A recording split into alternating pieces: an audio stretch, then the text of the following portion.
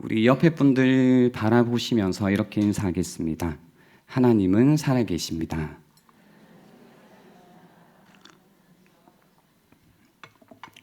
네, 하나님은 살아계십니다. 오늘 방금 저희가 읽었던 본문에서요, 주목할 만한 요셉의 한마디가 있습니다. 45장 4절인데요. 나는 당신들의 아우 요셉이니 당신들이 애굽에 판 자라.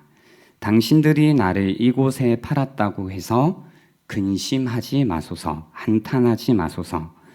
하나님이 생명을 구원하시려고 나를 당신들보다 먼저 보내셨나이다 라는 이 한마디입니다. 이것은 요셉이 자신이 겪었던 과거의 아픔에 대한 요셉의 해석입니다. 여러분이 요셉의 과거를 알고 계시다면 어떻게 자신의 인생을 이런 관점으로 볼 수 있는지 궁금해집니다.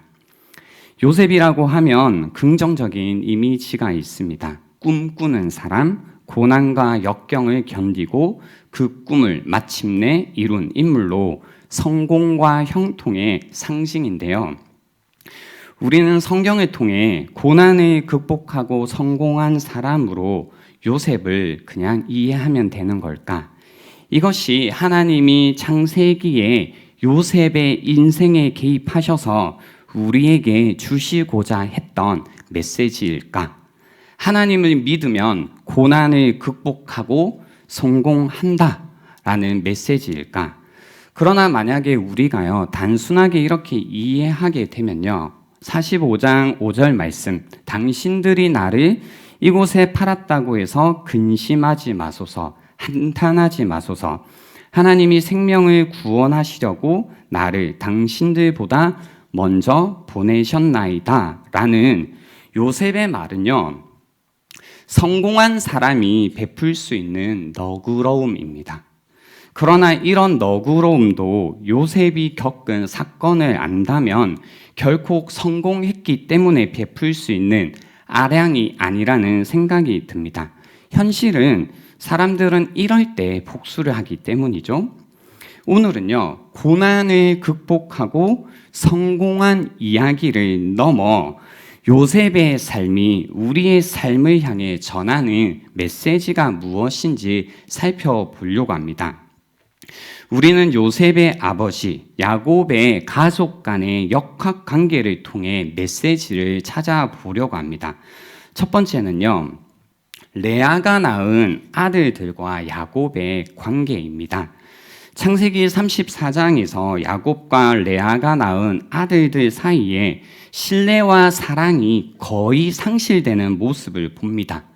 레아가 낳은 딸 디나가 히위 족속 하몰의 아들 세겜에게 부끄러운 일을 당하고 이에 분노한 레아가 낳은 야곱의 아들들이 그 하몰의 집안에 복수를 합니다. 이 복수 후에 야곱과 레아가 낳은 아들들의 사이에서 오가는 대화입니다. 창세기 34장 30절 31절인데요.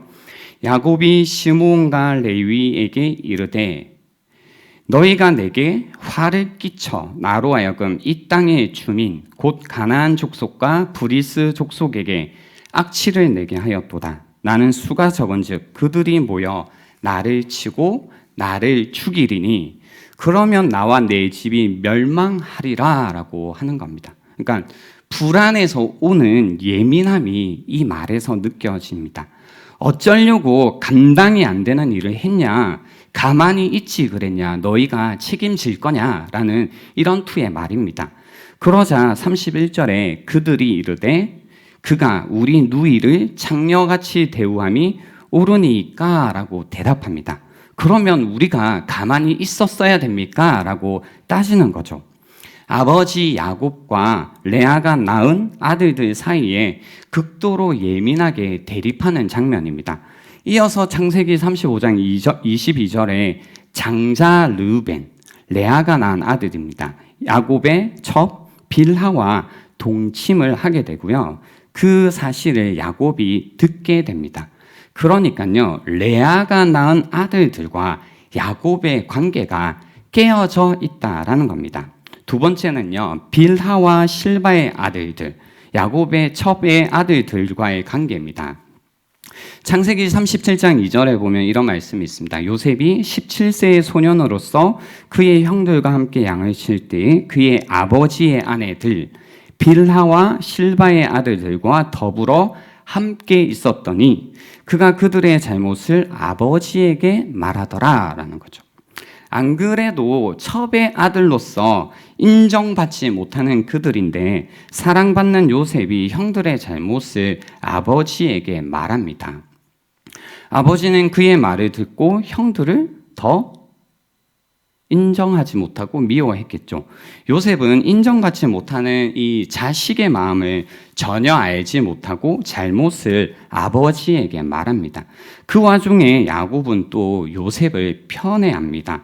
창세기 37장 3절에 요셉은 노년에 얻은 아들이므로 이스라엘이 여러 아들들보다 그를 더 사랑하므로 그를 위하여 채색 옷을 지었더니 4절 그의 형들이 아버지가 형들보다 그를 더 사랑함을 보고 그를 미워하여 그에게 편안하게 말할 수 없었더라라는 겁니다.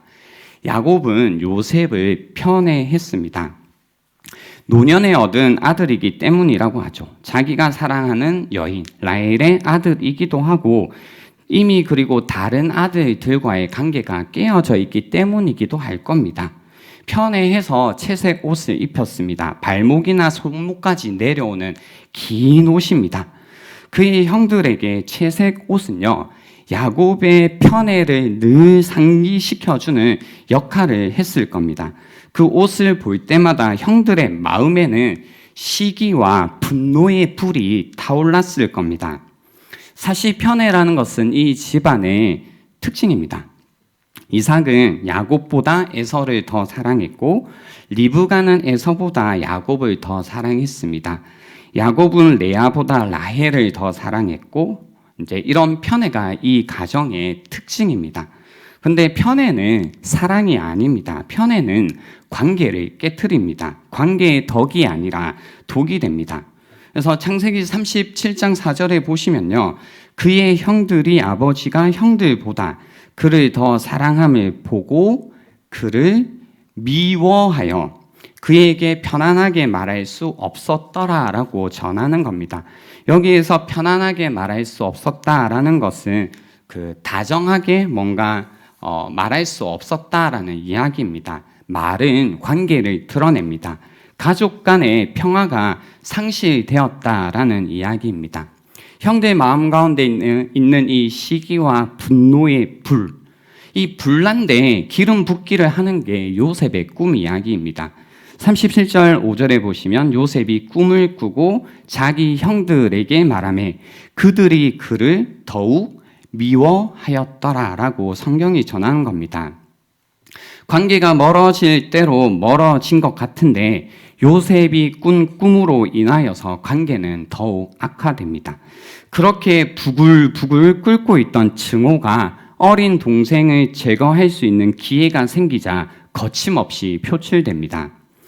야곱과 형들의 관계, 야곱의 편애, 요셉의 꿈, 한 가족 간의 관계의 뿌리 깊은 증오를 만들고 결국 가족의 이 역학관계는요 비극적인 결과를 가져옵니다. 20년 이상이나 야곱의 가족의 삶을 파괴시킵니다. 완전히요 돌이킬 수 없게 깨어집니다. 사실 여기서 이제 우리가 이 성경의 내용을 쭉 따라가다 보면 생기는 몇 가지 의문이 있습니다. 이처럼 깨어진 가족은 어떻게 될까? 과연 이 관계는 회복이 될 수 있을까? 이 질문은 계속 이어져서요. 또한 아브라함에게 하신 약속, 아브라함의 씨가 번성하고 천하 만민이 복을 받는다고 하신 하나님의 약속은 과연 이 가족을 통해서 이루어질까? 이처럼 아브라함의 씨, 위태로운 야곱의 가족을 통해 위대한 하나님의 꿈은 과연 이루어질까라는 의문이 생기는 겁니다. 사실 우리의 관점에서 볼 때는요, 야곱의 가족은 끝났다라는 생각이 듭니다. 이 가족을 통해서 하나님께서 일하신다는 것이 조금도 기대가 되지 않는다라는 겁니다. 오늘과 같은 시대에서 보면 이것은 더 합니다.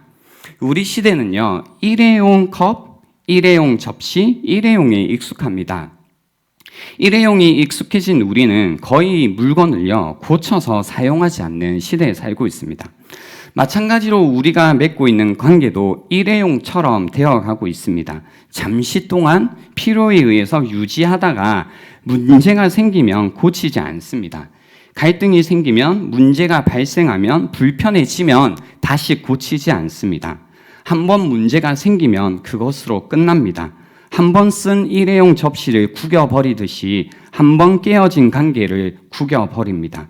관계를 더 이상 덧대지 않습니다. 관계가 더럽다고 느끼며 살아가는 겁니다. 이런 우리의 관점에서요, 야곱의 가족은 끝났다라고 생각됩니다. 이 가족을 통해 하나님이 하실 일은 상상이 되지 않습니다. 열방의 복이 된다고 아브라함과 맺은 하나님의 약속은 과연 이루어질 것인가? 의문이 듭니다. 절망적이죠. 하나님의 꿈은 과연 이루어질까?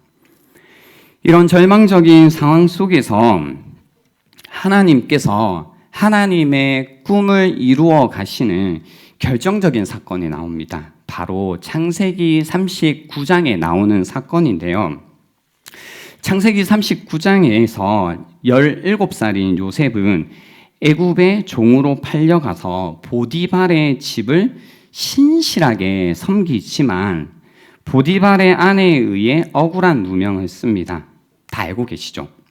이 요셉의 아름답고 빼어난 용모 덕분에 성경의 묘사입니다. 외모가 전혀 묘사되어 있지 않는 보디발의 아내가 계속 눈짓하고 동침하기를 날마다 청하지만 요셉은 어떻게 합니까? 거절합니다. 이 정도면 그저 눈치로 내가 진짜 요셉 스타일이 아니구나 알만한데 포기하지 않습니다. 원래 죄는 포기가 없습니다. 유혹은 끝이 없습니다. 죄는 내가 원하는 모습이 아니지만 포기하지 않고 손짓하고 유혹합니다. 요구합니다. 그리스도인들도요, 죄의 지배로부터는 자유하지만 죄의 영향력은 우리가 계속해서 받으면서 살아갑니다. 죄가 계속해서 우리에게 눈짓합니다. 죄가 계속해서 우리에게 이제 강요하죠. 거절만이 방법입니다. 결국 이 이제 억울한 누명 가운데 요셉은 죄가 없지만 죄인이 됩니다. 그는 범죄하지 않았지만 범죄자 중 하나로 헤아림을 받습니다. 죄가 없지만 죄인이 되는 자리가 하나님이 두신 요셉의 자리입니다. 저는 바로 이 장면이 하나님의 꿈이 이루시는, 하나님께서 하나님의 꿈을 이루시는 결정적인 장면이라고 생각합니다. 죄가 없지만 죄인이 된 요셉. 범죄하지 않았지만 범죄자 중 하나로 여김을 받은 요셉. 바로 그 자리가 하나님의 꿈을 위해 요셉을 두신 자리였습니다. 하나님은 우리가 볼 때 고난이라고 말하는 그 고난으로부터 요셉을 건지시는 것이 아니라 그 고난을 통해 요셉을 건지셨습니다.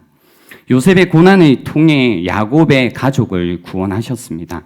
하나님의 구원이 그 고난을 통해 임했습니다. 바로 이것이 하나님이 구원을 이루시는 방법입니다. 절망적인 상황 속에서 하나님은 고난을 통해 구원을 이루십니다. 이처럼 하나님의 구원을 이루시는 모습을 우리는 선지서에서도 확인할 수 있습니다. 이사야 53장 4절 5절에 보시면요. 그는 실로 우리의 진로를 지고 우리의 슬픔을 당하였거늘 우리는 생각하기를 그는 징벌을 받아 하나님께 맞으며 고난을 당한다 하였노라. 5절 그가 찔림은 우리의 허물 때문이요 그가 상함은 우리의 죄악 때문이라. 그가 징계를 받음으로 우리는 평화를 누리고 그가 채찍에 맞음으로 우리는 나음을 받았도다. 10절 여호와께서 그에게 상함을 받게 하시기를 원하사 질고를 당하게 하셨은즉 그의 영혼을 속건 제물로 드리기에 이르면 그가 씨를 보게 되며 그의 날은 길 것이요 또 그의 손으로 여호와께서 기뻐하시는 뜻을 성취하리로다. 11절 그가 자기의 영혼에 수고한 것을 보고 만족하게 여길 것이라. 나의 의로운 종이 자기 지식으로 많은 사람을 의롭게 하며 또 그들의 죄악을 친히 담당하리로다. 12절 그러므로 내가 그에게 존귀한 자와 함께 몫을 받게 하며 강한 자와 함께 탈취한 것을 나누게 하리니 이는 그가 자기 영혼을 버려 사망에 이르게 하며 범죄자 중 하나로 헤아림을 받았음이니라. 그러나 그가 많은 사람의 죄를 담당하며 범죄자를 위하여 기도하였느니라 라고 하시는 겁니다. 하나님은 고난을 통해 구원을 이루십니다. 요셉은 죄가 없지만 죄인이 됨으로써 하나님의 뜻을 이루었습니다. 이처럼 예수 그리스도께서 죄가 없으시지만 죄인이 되시고 범죄자 중 하나로 헤아림을 받으심으로 고난을 통해 우리를 구원하셨습니다. 이런 관점에서요, 요셉은 자기의 상황을, 자신의 과거를 해석하고 있습니다. 오늘 본문의 5절입니다.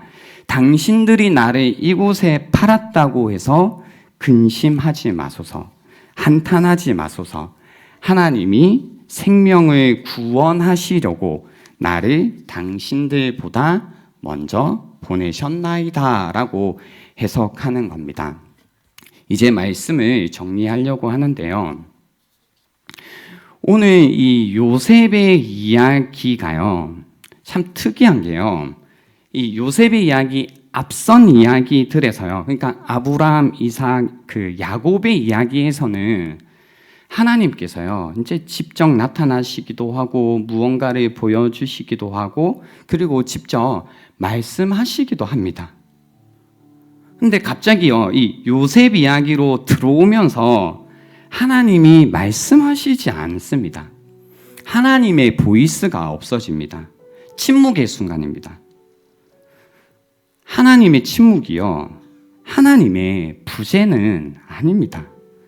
하나님께서는 하나님의 침묵 속에서 하나님의 그 보이지 않는 손으로 요셉을 이끌어 큰 구원을 이루어 가십니다.